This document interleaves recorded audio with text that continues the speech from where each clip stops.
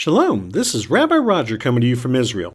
This is the third and final part of our interview with Sergeant Major Chaim Malespin. This discussion is based on the day after. What will happen with the displaced Palestinians? Will Israel help out, or will they be on their own? What could the future of Gaza hold? Listen in and find out. Now, yesterday I said in the north is 70,000. I have other numbers that it's out of the 1.5 million that are displaced, that it's 70. Well, I heard other conflicting numbers that it's actually 90,000. So it's 70 or 90, somewhere in there. Well, you just said 1.5 million. Yesterday you said about 200,000. No, the total amount of people, total everywhere that have left their homes. So I understand that there's that are affected by it is 1.5 million people affected by it. And then you have, I heard, 200,000 are actually that are completely just with being housed. And then you have not just affected, being housed, and then 70,000 in the north, like that have left. And so that's the numbers I heard that are actually being not just affected by it, meaning, well, everyone's affected by it in some way, but I mean actually their job is affected or something is. But those are the numbers I have. Well, what I was trying to get at is I got to thinking afterwards. I thought Hamas affected more than just the Israelis. They affected also their own people. So there's a lot of displaced people there. Plus the IDF is forcing those people from the north into the south, and now that they're in the south, they're being displaced again. So the question is, how many of those people are displaced? And does the government have plans to do anything about it, to help these people to get back to a normal life when it's all said and done? So you're touching on what they call the day after. But the day after is there's a variety of plans which are being tossed around. Is it going to be a Saudi Arabia normalizes with us and they with Mohammed bin Zayed Al Nahyan Abu Maktoum? Will he, along with a coalition, Israel and America and maybe other countries, formulate some sort of governance there? My idea that I put in Kila News in a former articles, I said I think there should be one guy, and it should be the guy who did Dubai, called Mohammed bin Zayed Al Nahyan. So he should channel both investments to Gaza and donations, and don't let the Palestinian criminals touch any shekel of money, because it'll just be a huge mess. And he's proven himself to be quite a good businessman. I mean, really good. Look at Dubai. Look at the stuff he's done in an otherwise backwards Muslim reality, primarily. And so I thought that would be a great idea to get him to. Would he agree to that? Would he feel that his life and workers and people lives are in danger? Who knows? There's a lot of things. Now, what do they do when the buildings are being built? Live in tents? Do they eventually move? Do they stay in Sinai where they have more permanent things? A lot of buildings are not livable. Is there some temporary, longer terms? Because we bought, hundreds of thousands of tents, in short, hundreds of thousands of tents. So these hundreds of thousands of tents have displaced Gazans in it. I mean, the obvious thing is they started a war on us. How is it even our problem in the first place? But because we're nice and because we're Israel and we're nice, we're always trying to outdo any other country in wartime, so that it's and help just because we care. But it's definitely not our responsibility to do. But yeah, we put those tents. They've moved, and there's 2.2 million people totally, and then about 1 million almost now have moved. 1 million or so have moved from Rafiah because they all ran to Rafiah, out of Rafiah, up there not too far from Khan Yunis, have moved there and are there while the bombing and while the things are happening. Sadly, I heard it accidentally, which these things happen, but while targeting a Hamas Jeep, a missile accidentally hit one of those tents, which that's a big bummer. Probably hear more about this soon if you didn't already, because then it's like, well, you asked them to leave their homes, they did, to the safe place. Then you asked them to leave the safe place down there to the tents you guys bought. Thousands upon thousands of tents.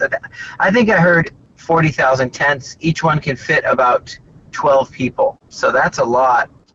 Now, one tent got hit. That's really sad. It's really not, shouldn't have happened. But Israel said for sure it wasn't intentional. We're not. That's a lie that people who are really following genocidal intent people project what they are onto us and say, oh, we're genocidal.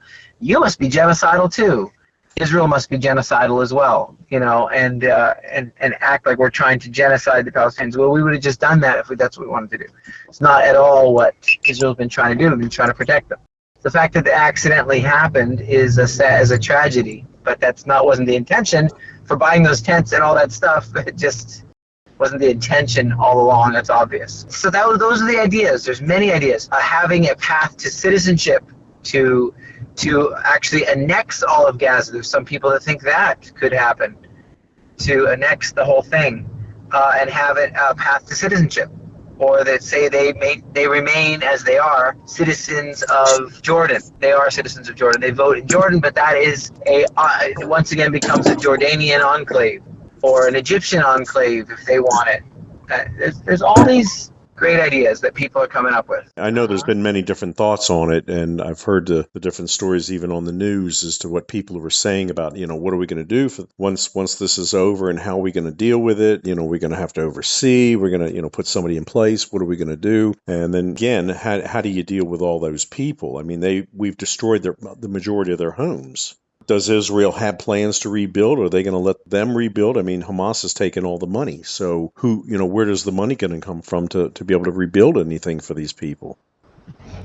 I think it's going to come down to, obviously the world cares so deeply, right? We're seeing that they're not just anti-Israel, right? They do care about the Palestinians, right? I'm kind of sounding facetious a little bit, but that's what we've seen is we're gung-ho and we want to put more than we've put to Ukraine to the Palestinian people. Oh, well, so if they're not being hypocritical and evil, just anti-Israel, anti-Semitic, and they should be put in a box with Hitler, then if they really do care, then I guess we'll see them step up, and that's really what it's going to come down to, who's going to step up. All these crowds of people will hopefully step up and formulate exactly what I just mentioned, and an investment portfolio and a donation portfolio that anyone can have. Now, an investment means that they could actually build hotels and resorts again, and companies would be protected. So in order for that, there has to be a protection force, which is maybe a multi-military defense contractors thing, because no one's going to invest in anything if it's going to be blown up or stolen by the Hamas.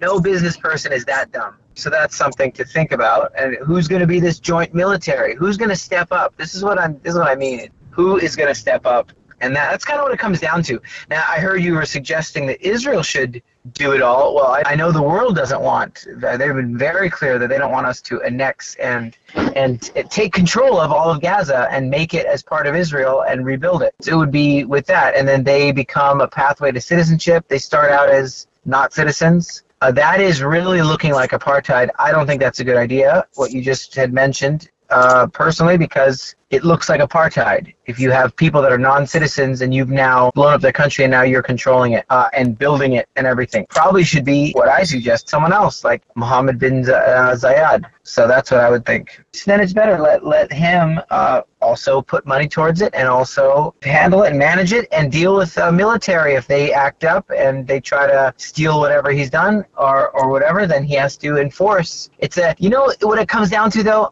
I have to just be really straight on this, is people don't care about the Palestinians. They just care about being anti-Israel because they're filled with demons. I just hate to say it, but this is what it really, really is. And the devil hates Israel because the Bible talks about Israel and God's plans for Israel. And so they don't love the Palestinians. I don't think they are lining up to want to put money here to help them. I don't think they really do. Once Israel says, we've ceased all fighting, we believe that you're telling me that you're responsible for security, to maintain security, and not us. We'll trust you to do that. Who are you? Then they'll say, well, you know what? We don't really care.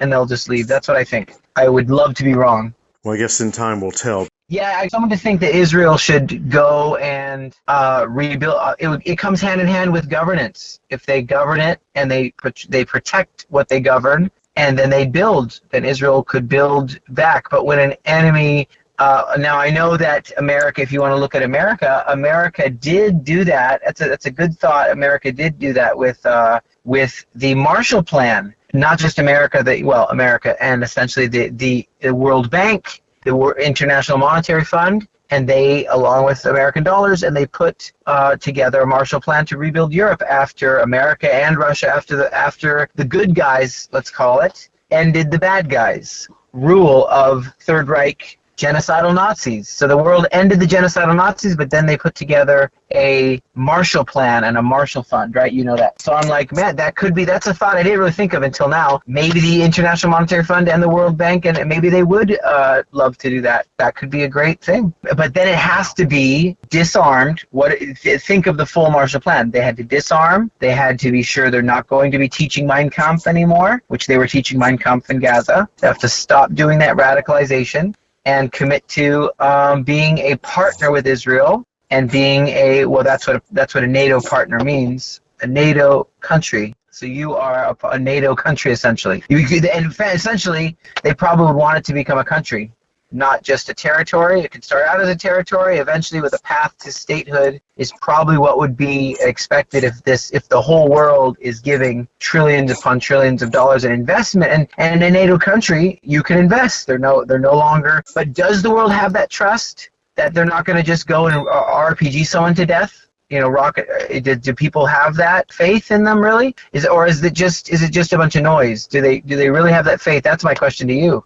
Does the world have enough faith to? I guess you could say the same about Germany, post World War II Germany. Do they have the faith in these Germans that they won't suddenly re-Nazify, which they maybe are doing right now? Well, as we both know, that it's not the people that we're dealing with anyway. It's always a spirit. And a spirit is not very creative. It only knows what it's done in the past, and that's all it does. So, to see people coming after the Jewish people has been very historical for thousands of years, and people have gone on, and tried to destroy him as much as possible. Hitler came the closest. Unfortunately for their sake, in Jeremiah 31, it's not going to be possible to happen completely. But to the other extreme, people are going to try and get as effective as possible. Yeah, there's always that concern that Germany could rise back up again. I mean, you still got the Nazis there that have never gone away completely. These whiteheads and all those different groups. Right. Then you come to the extreme of the Palestinians. They're all over the world. They're like ants. You can squash them here, but they pop up their heads somewhere else.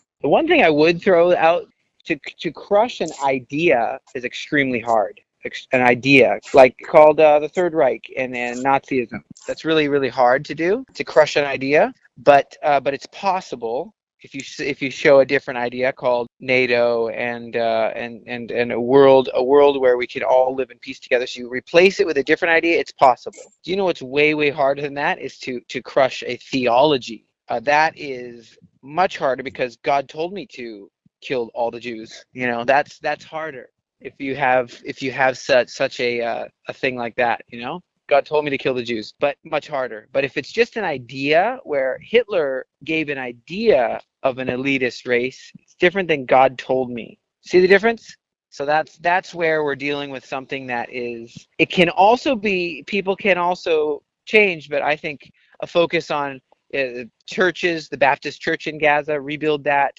The Catholic Church, I don't know. These are the churches that exist. There's different churches that put a focus on them and on them and helping them to reach out and to replace said radical interpretations or accurate interpretations, whatever interpretations, replacing those interpretations with something different. The only way forward. Looks like we're out of time, but the one main thing we must remember is to pray godly wisdom for Netanyahu and all of the Knesset members that need to make decisions for Israel and the future of Gaza. Let us remember that we need not only to pray for the peace of Jerusalem, but we should also apply it to all of Israel. I pray for the shalom of Israel. May they prosper who love you. May shalom be within your walls and prosperity within your palaces. For the sake of my brothers and my friends, I will now say, may shalom be within you. For the sake of the house of the Lord our God, I will seek your good. Again, This is Rabbi Roger coming to you, and thank you so much for listening. Goodbye, or see you again.